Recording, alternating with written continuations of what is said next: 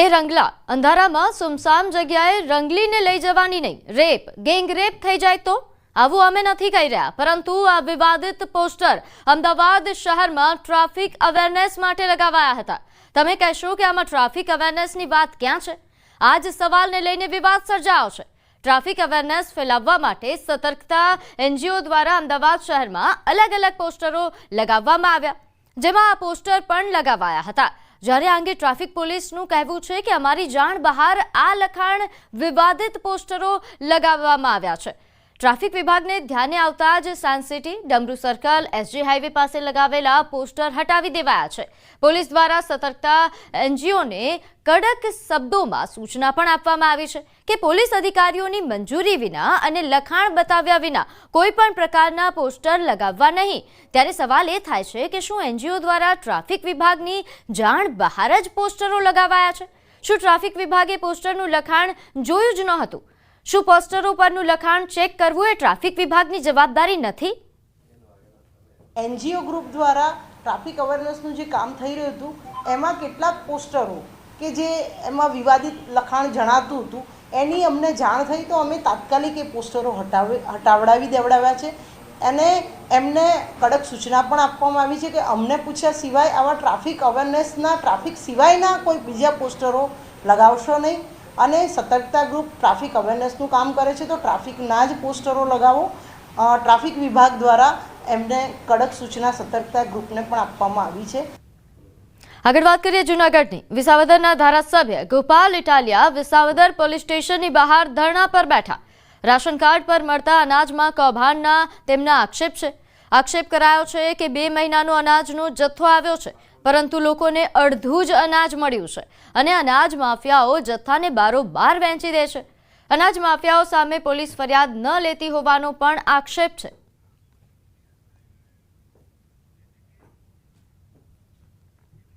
ગરીબ લોકોને પોતાનું ઘર મળે તે માટે સરકાર દ્વારા આવાસ યોજના શરૂ કરાઈ।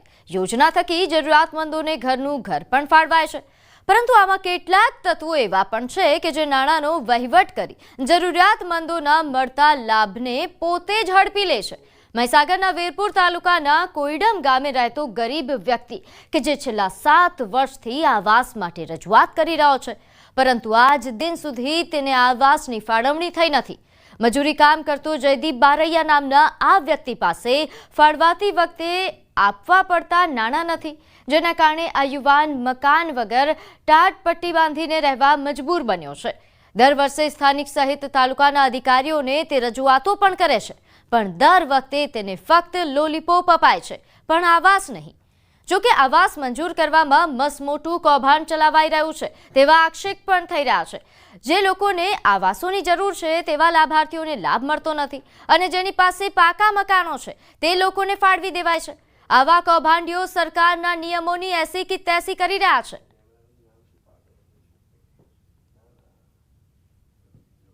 મકાન મંજૂર થતું નથી, પૈસા ભરી હતા મંજૂર નથી થતું। 8 વાર તો સાપડા પડી રહ્યા, મંજૂર જ નથી થતું। મારી પાસે રજૂઆત હમણાં જ આવી છે એટલે હું આની વિશેષમાં ડિટેલમાં તપાસ કરાવી લઉં, પણ બને ત્યાં સુધી હમણાં જ સરકારશ્રી દ્વારા જે સર્વે કરવામાં આવે છે તો બધા જ આવાસોને આપણે કવર કરી લીધા છે, એટલે આમનું પણ આવાસ કવર કરી લીધું હશે। તેમ છતાં હું સ્થળ તપાસ કરાવી અને ખાતરી કરાવીને આનું નિરાકરણ લાવવાના પ્રયત્નો કરીશું।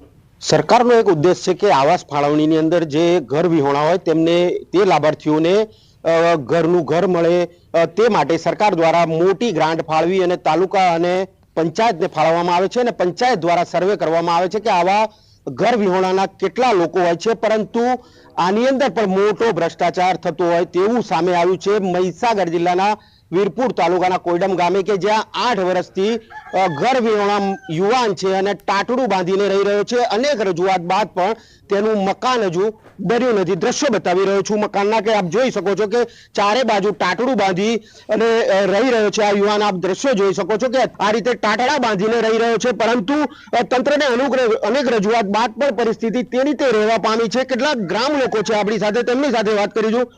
શું કહેશો, યુવાન કેટલા વર્ષથી આ રીતે આવી પરિસ્થિતિમાં રહી રહ્યો છે, મકાન નથી, ઇલેક્ટ્રિક લાઇટ નથી, અનેક રજૂઆત બાદ પણ પરિસ્થિતિ તેની તે રહી છે, શું કહેશો? શું જયમલભાઈ આ ભાઈનું નામ છે. હવે આ ભાઈ છેલ્લા 7 થી 8 વર્ષથી તો હું એને આ દશામાં જોઉં છું. દર ચોમાસું આવે નવી તાલપત્રી ઘર ઉપર નાખે અને પાછું ચોમાસું કાઢે. બીજી વસ્તુ ફેરે 5 વર્ષથી તો એ ભાઈ પંચાયતના ઓટા ખાય જ છે કે સાહેબ મારું આવાસ, સાહેબ મારું આવાસ. પણ પંચાયતમાંથી ખાલી વચન આપવામાં આવે, ભાઈ આ વખતે તારું થઈ જશે, આ વખતે તારું થઈ જશે. 5 વર્ષ સુધી એનું થયું નથી. પંચાયતમાં જે લોકોનો વધારે હોલ્ટ હોય, સરપંચો તલાટીઓ જોડે જેને સારા સંબંધ હોય એ લોકોને મળી ગયા છે. ભલે એમનું એક મકાન હોય તો બીજું બી મળ્યું છે એમને. આ વખતના દાખલા છે. અને જેને નથી અને જેને નથી આ ભાઈને 7 વર્ષથી નથી. 7 વર્ષથી એનો સ્કોર કશામાં આવતો જ નહીં હોય. મારો તો એ પ્રશ્ન છે. જેમને પાકા મકાનો છે તેવા લોકોને વારંવાર આવાસ પાસ થાય છે, કારણ કે વહીવટ એ લોકો કરી દેતા હોય છે અને વહીવટની અંદર નાણાં ચૂકવી દેતા હોય છે. તેવા લોકોના પાસ થતા હોય તેવું ગામના અન્ય લોકો અહીંયા જણાવી રહ્યા છે. ત્યારે આ બાબતે મોટી તપાસ થાય તો મોટો ભ્રષ્ટાચાર બહાર આવે તેવી શક્યતાઓ હાલ જોવાઈ રહી છે.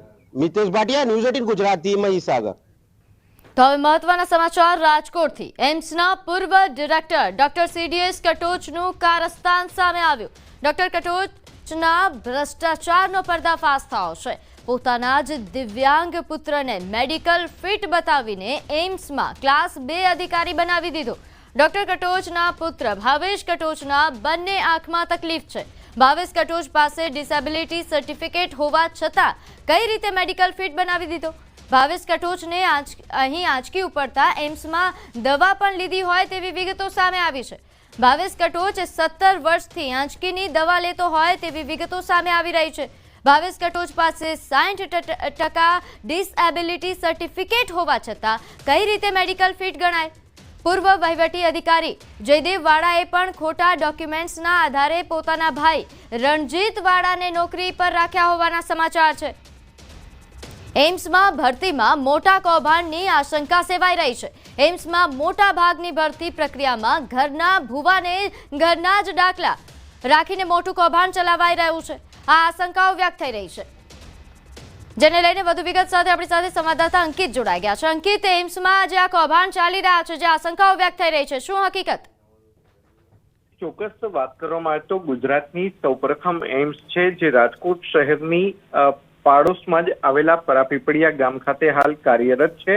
ત્યારે એમ્સના પ્રથમ ડિરેક્ટર છે તે ડોક્ટર CDS કટોચ બન્યા હતા અને ત્યારે રાજકોટ એમ્સની અંદર ભ્રષ્ટાચાર થતા હોવાનો પુરાવો છે તે સામે આવ્યો છે. પૂર્વ ડિરેક્ટર ડોક્ટર CDS કટોચ દ્વારા પોતાના દિવ્યાંગ દીકરાને મેડિકલ ફિટ બતાવીને એમ્સમાં ક્લાસ 2 અધિકારી બનાવી દીધો હોવાના પુરાવા છે તે સામે આવ્યા છે. પૂર્વ ડિરેક્ટર CDS કટોચ દ્વારા પોતાના પુત્ર ભાવેશને આંચકીની તકલીફ હોવાનું તેમજ ડિસેબિલિટીનું સર્ટિફિકેટ હોવા છતાં તેને ભરતીમાં ફિટ જાહેર કરી દીધો હોવાનું છે તે સામે આવ્યું છે. સાથોસાથ થોડાક સમય પૂર્વે જયદેવ વાળા કે જે એડમિનિસ્ટ્રેટર તરીકે ફરજ બજાવતા હતા તેમની પણ હકાલપટ્ટી કરવામાં આવી છે. તેમણે પણ પોતાના ભાઈને ખોટા સર્ટિફિકેટના આધારે જુનિયર વોર્ડનની નોકરી અપાવી હોવાનું છે તે સામે આવ્યું છે. ત્યારે સમગ્ર મામલાના પુરાવા છે તે સામે આવી છે. ત્યારે સમગ્ર મામલે રાજકોટના સાંસદ પરસોત્તમ રૂપાલાનું નિવેદન પણ સામે આવ્યું છે. મીડિયા સાથેની વાતચીતમાં જે રાજકોટના સાંસદ છે પરસોત્તમ રૂપાલા, તેમણે જણાવ્યું હતું કે એમ્સમાં જે ગેરકાયદેસર જે ભરતી ચાલી રહી છે અને જે ભરતી થઈ છે તે મામલે તેમને પણ ફરિયાદ મળી છે અને ફરિયાદના આધારે તેમના દ્વારા તપાસના આદેશ છે તે આપવામાં આવ્યા છે. કોઈ પણ રીતે એમ્સની અંદર ગેરકાયદેસર રીતે ભરતી નહીં ચલાવાય, તેમજ જે ભરતી પ્રક્રિયા ચાલી રહી છે તેમાં તે બાબતે વર્તમાન ડિરેક્ટર સાથે પણ ચર્ચા વિચારણા છે તે કરવામાં આવશે. જી આભાર માહિતી આપવા બદલ. તો રાજકોટ એમ્સમાં ગેરકાયદેસર ભરતીને લઈને સાંસદ રૂપાલાનું પણ નિવેદન આપ્યું. તેમણે પણ કહ્યું કે ફરિયાદ મળી છે, અમે ફરિયાદના આધારે તપાસના આદેશ પણ આપ્યા છે. કોઈ પણ ગેરરીતે એમ્સમાં ગેરરીતિ ચલાવી નહીં લેવાય. અમારા ધ્યાન ઉપર આવી છે અને એમાં તપાસ કરીને સંબંધિતોની સામે જરૂરી કાર્યવાહી કરવા માટે અમે ભલામણ કરવાના છે. હવે વાત કરીએ ગંભીરા બ્રિજ દુર્ઘટના કેસને લઈને મહત્વના સમાચાર. આ કેસ મામલે અધિકારીઓની તપાસ માટે SITની રચના. સસ્પેન્ડેડ 4 અધિકારીઓની મિલકતની તપાસ થશે. એક નિવૃત્ત અધિકારીની મિલકતની પણ તપાસ થશે. સરકારે SEB તપાસ માટે મંજૂરી આપતા SITની રચના કરવામાં આવી. SEBના નિયામક મકરંદ ચૌહાણની અધ્યક્ષતામાં 6 સભ્યોની ટીમનો સમાવેશ કરાયો છે. તપાસમાં મોટા ખુલાસા થઈ શકે છે.